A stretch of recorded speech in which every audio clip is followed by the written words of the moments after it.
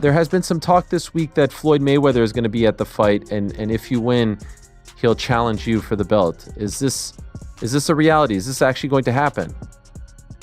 I don't know. I don't have an idea, but we'll see. We'll see. One at a time. Yes, I understand. I know you don't want to look past Mario, but everyone's going crazy over this. Would you be interested in that? Of course. Strong, and I still have that condition. The speed is still there. The passion is always in my heart, in my mind. The eagerness to. Floyd Mayweather Jr. has officially hinted that a blockbuster rematch with Manny Pacquiao could be next, but only if certain conditions are met. For now, all attention is on Pacquiao's upcoming fight against Mario Barrios. This isn't just another comeback bout. It could be the key to unlocking one of the biggest rematches in boxing history. Speaking to journalist Lance Pugmire, Mayweather revealed that discussions are already taking place behind the scenes. The main condition is simple: Pacquiao has to win. According to Mayweather's camp, if that happens, the rematch could reach a staggering scale, potentially generating billions and becoming a global sports spectacle far beyond just boxing. I have exhibition match this coming December Where at? Let me know about it. I wasn't aware of this. in Japan. Against who? Well, working on it, the opponent, we're working with Mayweather. You're gonna do an exhibition with Floyd. Yeah, yes. Mayweather Pacquiao. Why don't you do it for reals? I don't know if he wants. Floyd Mayweather Jr.'s presence at the fight between Manny Pacquiao and Mario Barrios is far from casual. He's expected to be ringside, not just as a spectator, but with a real interest in the outcome. Sources from his Las Vegas gym indicate he'll also be supporting fighters from his camp on the undercard. But the bigger reason is clear. Mayweather wants a close, live evaluation of Pacquiao. He's assessing his condition, sharpness, and overall marketability, essentially determining whether his former rival still has what it takes to headline another historic, record-breaking event. Meet him, but he's been ducking, avoiding me. But it's okay. Let's focus this coming Saturday. I have business to. Manny Pacquiao hasn't stayed quiet either. In recent interviews, he shifted between nostalgia and provocation, at times accusing Floyd Mayweather Jr. of being reluctant to face him again and questioning the legitimacy of his exhibition fights, hinting that Mayweather avoids real danger. Mayweather, however, responded in his usual calm and confident style. He reminded everyone that his rise was fueled by being seen as the man to beat, the king everyone wanted to dethrone. And when that moment came against Pacquiao, he made it clear in his view. It never truly challenged him, and the fight was straightforward, staying true to his money persona. Mayweather also claimed that just Pacquiao mentioning his name generated massive attention, reportedly earning him around $4 million purely from the hype alone. No, I don't want to do business with them anymore. I'm a professional. I've dealt with the biggest and some of the best Fortune 500 companies in the world. Bad business on that side, period. Bad business. Floyd Mayweather Jr.'s brand remains incredibly lucrative since his 2017 retirement. Following the 10th round TKO over Conor McGregor, he's focused almost entirely on exhibition bouts. These haven't been traditional high-risk fights. Instead, he's shared the ring with a mix of personalities, including Logan Paul, Deji, Mikuru Asakura, and John Gotti III, even facing Gotti twice. While these matchups haven't tested him competitively, they've kept him active, visible, and highly profitable. The formula is simple: total control over the event, minimal risk, no impact on his professional record, and maximum financial return. I always say one at a time. Let's talk about that after the fight, and let me focus this coming fight, because this is not an easy opponent. He's a champion. He's taller than me, so I have to be ready 100% mentally, 100% physically, and 100% of course. A rematch between Floyd Mayweather Jr. and Manny Pacquiao would operate on a completely different level. This wouldn't feel like just another exhibition or a quick payday. It would carry genuine significance, not only for fans, but also for boxing itself. Despite Mayweather insisting he has nothing left to prove, Pacquiao's name still brings a unique energy. Their rivalry was built on years of hype, delays, and lingering questions, leaving many feeling there's still unfinished business. If there's one opponent capable of pulling Mayweather back into something closer to a real, high-stakes fight, or at least a hybrid between exhibition and professional, it's Pacquiao.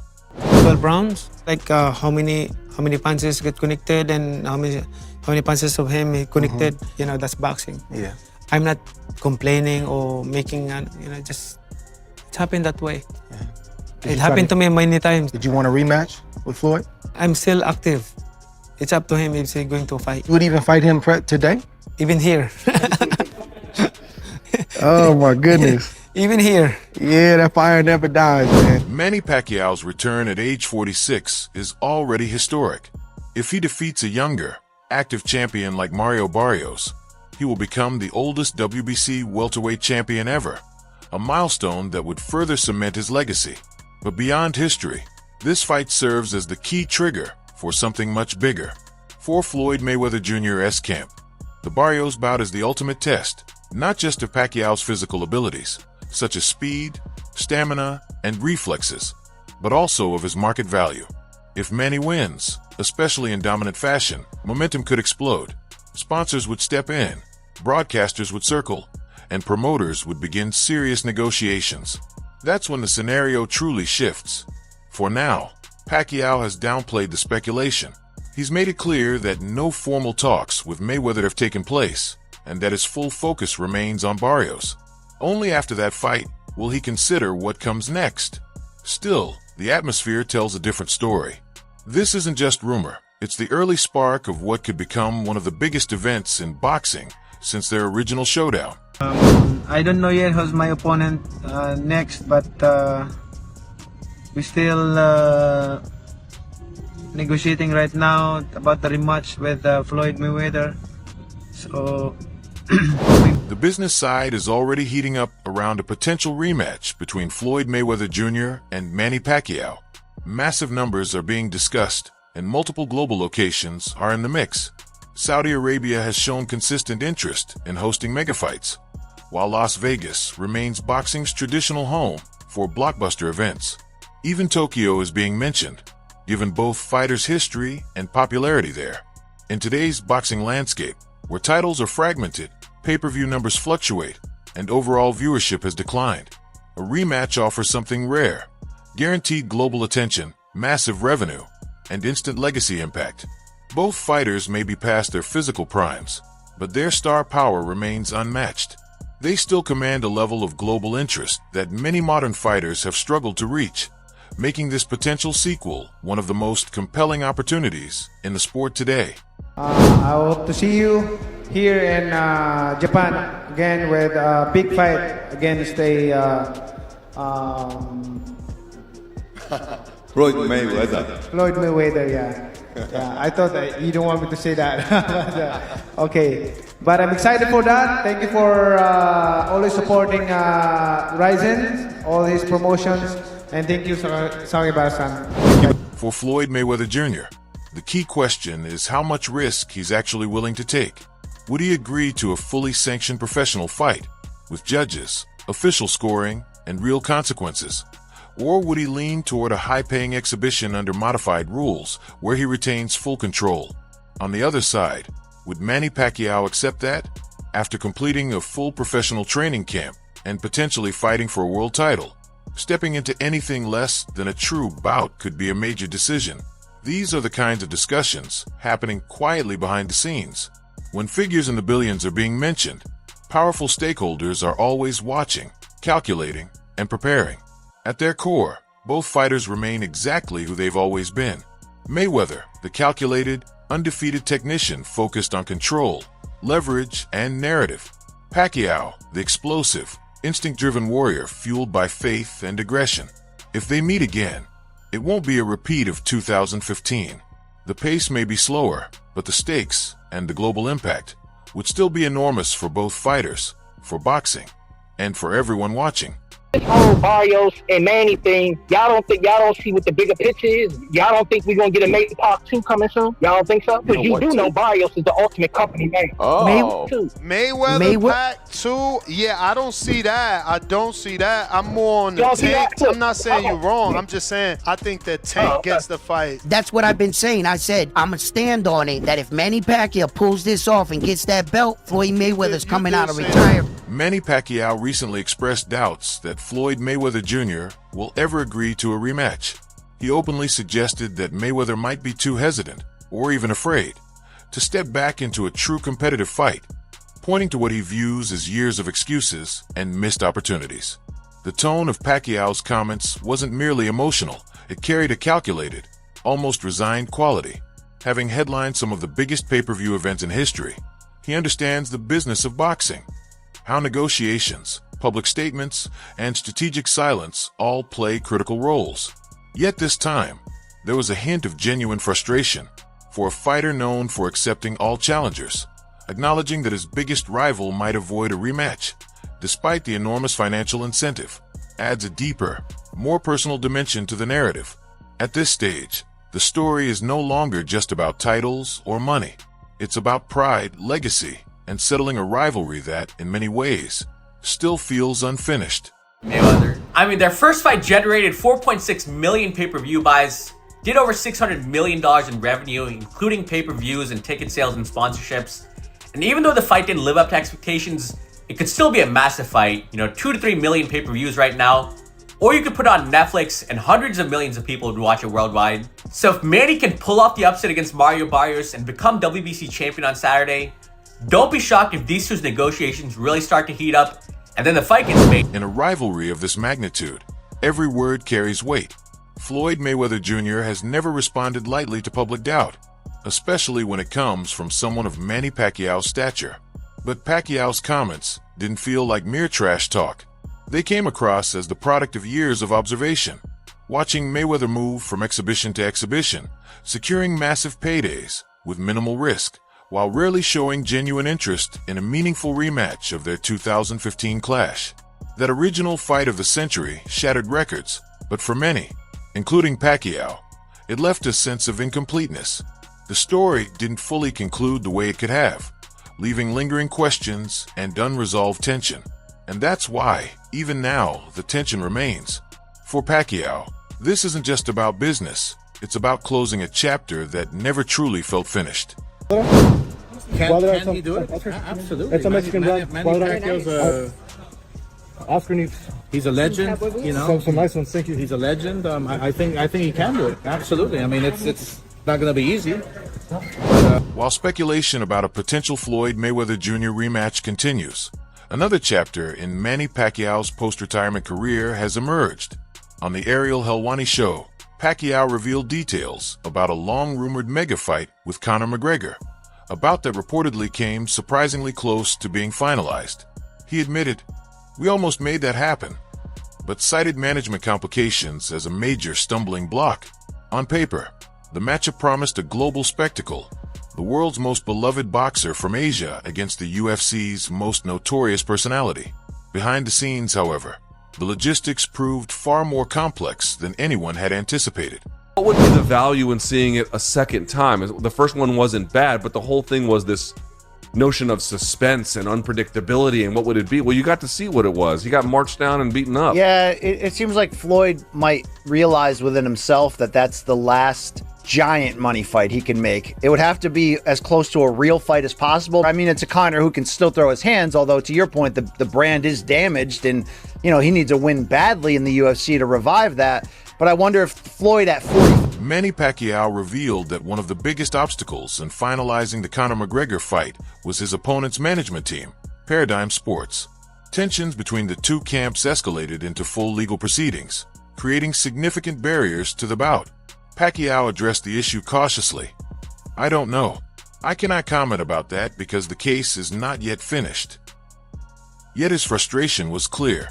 He emphasized on the Ariel Helwani show that he approached the negotiations in good faith. "I told them I'm a nice person.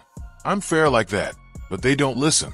They don't believe me. Your rematch Conor, that's another huge fight. Are you guys gonna work on that? It's possible. It's talks.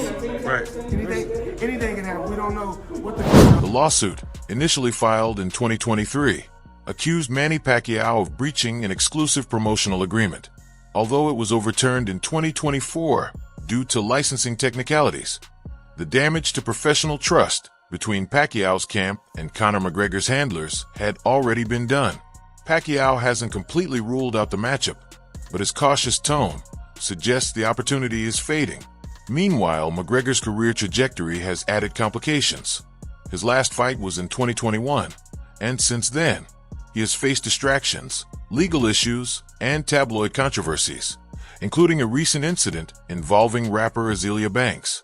Combined with his inactivity and uncertain health, a crossover fight with Pacquiao has become extremely difficult to market, regardless of the potential financial upside.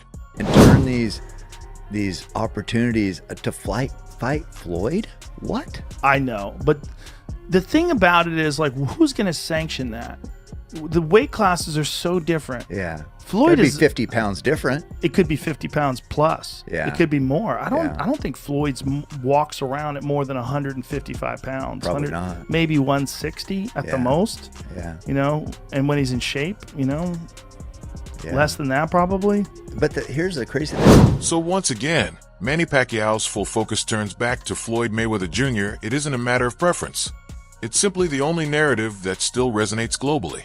No current star combines the same name recognition, proven track record, and historical significance.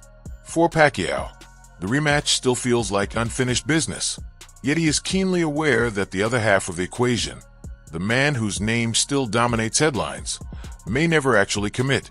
Even in silence, Mayweather's legacy is impossible to ignore. Floyd Mayweather Jr. fought professionally for over 20 years, retiring with an unblemished 50-0 record and a resume that reads like a Hall of Fame roll call. Canelo Alvarez, Miguel Cotto, Oscar de la Hoya, Shane Mosley, Juan Manuel Marquez, Zab Judah, and of course, Manny Pacquiao. With titles across 5 weight divisions, more than a dozen world championships, no losses, and no knockdowns in over a decade, from the late 1990s to 2017, Mayweather was the most consistent and dominant operator in boxing. You're backed by arguably one of the greatest of all time, right? What are we rating ourselves on? What are we rating on? Okay. Well, we're gonna know in the least amount of fights. You know, I didn't have to have 70 fights, or 150 fights, 300 fights. Did I not beat the most world champions? Yes, you did. Okay. And in the least amount of fights? Yes, you did. Who got the highest gate? Floyd Mayweather. That's precisely why Floyd Mayweather Jr. continues to dominate the conversation. Even retired, even stepping into the ring against influencers, there's a gravitational pull around his name. Just recently, Oscar de la Hoya appeared on Club Shay Shay and was asked whether Mayweather could have competed in boxing's most revered era, the era of the Four Kings: Sugar Ray Leonard, Thomas Hearns, Roberto Duran, and Marvin Hagler. These 1980s legends not only dominated the welterweight and middleweight divisions, but also revolutionized boxing's commercial landscape. De La Hoya didn't hesitate. You asked me the question about the 80s and the Four Kings, right? Leonard, Duran, Hearns, and Hagler. It would have been quite interesting. I would have probably called it the Five Kings. You know, he's Mayweather, worthy of fighting those guys and making great fights. I'm gonna give you reasons why he's not the greatest of all time. Number one, he's never been undisputed. You are a prize fighter, and you said so yourself. You at the table of a discussion of a Muhammad Ali, a Jack Dempsey, a Joe Johnson, a Sugar Ray Leonard, hell, a Sugar Ray Robinson, even a George Foreman, Lennox Lewis, a Mike Tyson. All those fighters have in common is being undisputed. You've never been undisputed, not once. Secondly, how long have you actually defended a belt? Brag about being champion in 5 different weight classes. Coming from Oscar de la Hoya, someone Floyd Mayweather Jr. defeated in one of the most pivotal fights of the mid-2000s, the praise carries real weight. De La Hoya competed directly with many of the Four Kings, or was active in that transitional era when legends met rising stars. For him to include Mayweather in that elite company underscores the immense reach and significance of Mayweather's career. It also highlights what a rematch with Manny Pacquiao could mean. not merely in financial terms, but in shaping and completing the legacies of two of boxing's most iconic figures. Like, why not Floyd Mayweather? Why isn't he in the top 5? Floyd Mayweather, he's running the whole 12 rounds and he won the fight. Manny, who are the top 5 fighters you ever fought, you think?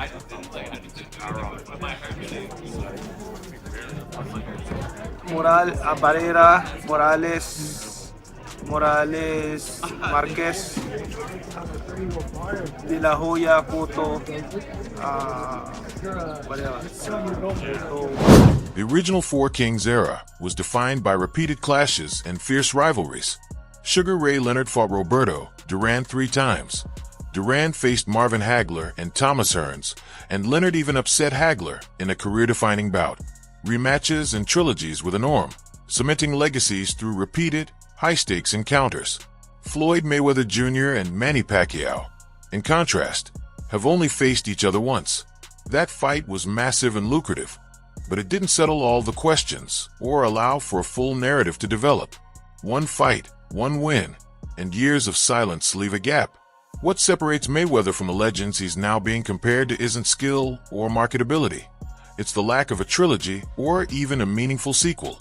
And Pacquiao knows exactly where that loose thread lies. The Pacquiao you're describing, who knocked out Ricky Hatton, who YouTubed Ricky Hatton, turned YouTube into a verb, what he did to Ricky Hatton, and then destroyed Cotto, and before that, and then like just the way he beat De La Hoya even before that, just... Well, De La Hoya was old though. Sure, but Mayweather fought those guys basically at the same point in their career that Pacquiao did, before them. Okay. And the reason that Mayweather-Pacquiao fight was hyped up to the extent that it was, is that, boy, Mayweather's this all-time great, and Pacquiao... Seen this way, Manny Pacquiao's words carry more than just accusation.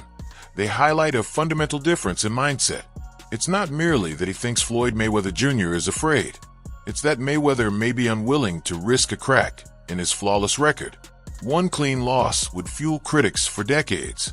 That's the burden of perfection. It can become a cage. Pacquiao, in contrast, has always fought with freedom. He's taken risks, jumped weight classes, and faced younger, stronger, fresher opponents. And even when he lost, he bounced back. His legacy wasn't built on perfection. It was forged through courage, adaptability, and the willingness to confront any challenge, regardless of the outcome. It comes to boxing and competing and being the best. I'm not here to talk about what you did on the outside.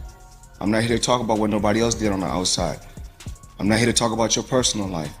When we talk about, you know, what's going on inside that square circle, I'm the best. No matter how you rate it, no matter how you cut it, no matter how you slice it, no matter if you go to 100 years back, 300 years back, all the way to now, there's only one best. Even now, that's what defines Manny Pacquiao. At 46, he isn't easing into low-stakes exhibitions or chasing show money. He's preparing for a full professional fight against a champion, with a proper camp and everything officially on the line. If he wins on July 19th, he will become the oldest WBC welterweight champion in history. And if that happens, everything resets. All eyes turn back to Floyd Mayweather Jr. This won't be hype or fantasy. It will be business. It will be history. Mayweather, regardless of the posture he maintains, will face a decision. Silence won't work anymore. Not with the numbers circulating. Not with Manny making moves. Not with Vegas calling. And certainly not with billions on the line.